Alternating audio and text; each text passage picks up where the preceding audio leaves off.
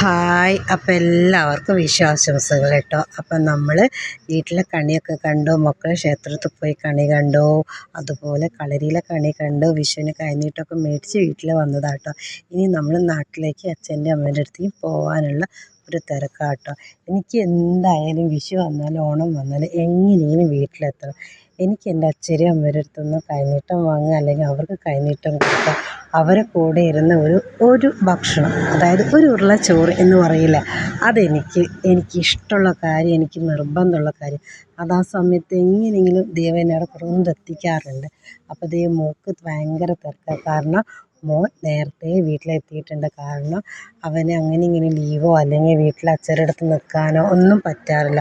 അപ്പോൾ ഇപ്രാവശ്യം 13 തൊട്ടേ അവർക്ക് ലീവുണ്ട്. അപ്പോൾ അവൻ 2 ദിവസം നേരത്തെ പോയിട്ടുണ്ട്. അപ്പം അങ്ങനെ നമ്മൾ വീട്ടിലേക്ക് പോയിരിക്കുകയാണ്. സത്യം പറഞ്ഞാൽ വീട്ടിൽ പോയത് മാത്രമേ എനിക്കുള്ളൂ.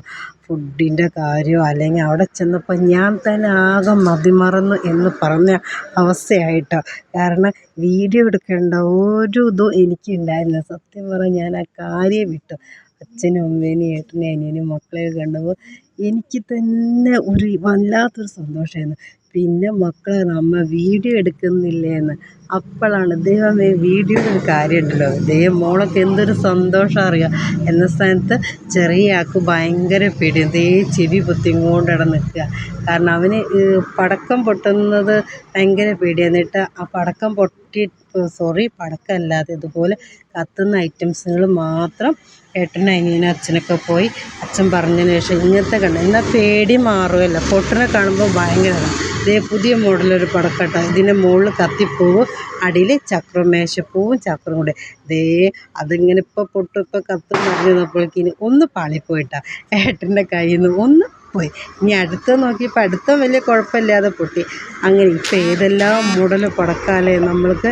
ഓരോ പെരുന്നാളായാലും അതുപോലെ വിഷു ആയാലൊക്കെ പല സൈസ് പൊട്ടും. പക്ഷേ അത്യധികം അപകടമുള്ളൊരു സാധനം കൂടിയാണ്. പക്ഷേ നമുക്ക് കാണാനുള്ള അതിൻ്റെ വർണ്ണങ്ങളും അതിൻ്റെ ആ സൗണ്ടൊക്കെ കേൾക്കുമ്പോൾ നമ്മൾ ആരായാലും അതിൽ ഭ്രമിച്ചു പോകും. പക്ഷേ സൂക്ഷിച്ച് കണ്ടും കൈകാര്യം ചെയ്തില്ലെങ്കിൽ ഭയങ്കര പ്രശ്നം, കുട്ടികളായാലും വലിയവരായാലും. അപ്പോൾ ഒരിക്കൽ കൂടി ഹാപ്പി വിഷു.